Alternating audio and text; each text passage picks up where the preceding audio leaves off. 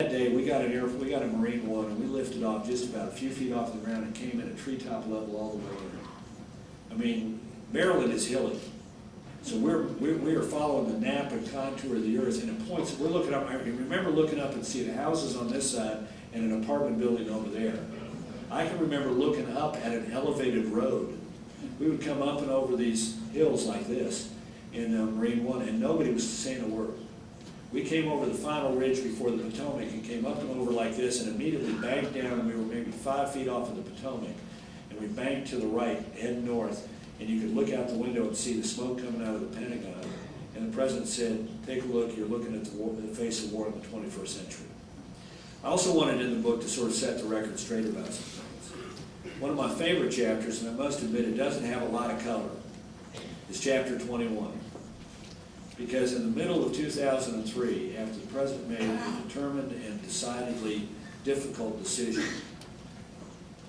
to use the authority given to him by the Congress and the authorization of use of force resolution and the United Nations resolution to go in and take out Saddam Hussein after he refused to live up to his, he was given a final chance to live up to the agreements that he made after the Gulf War.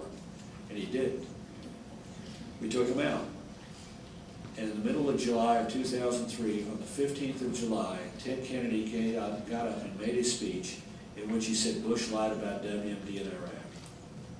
Later that day, Tom Daschle, at a news conference, repeated the charge. The next morning, John Edwards, in a committee hearing, repeated the charge. John Kerry, in a speech later in the day, echoed the charge, and the day was finished off by Jane Harman, otherwise a pretty sensible Democrat, who's the ranking Democrat on the House Intelligence Committee.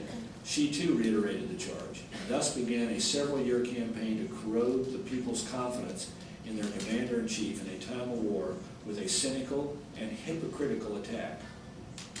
Bush didn't lie. But if you believe he lied, then you've got to say the same thing about every one of those people and toss in people like Al Gore and Bill Clinton as well. And I say it's cynical and hypocritical because I think they went out and said, how can we win the next election? We never accepted that Bush was president in the first place, so how can we go out and corrode the people's confidence in him so we can win the next election? Now, we should have responded, and I hold myself responsible that we didn't.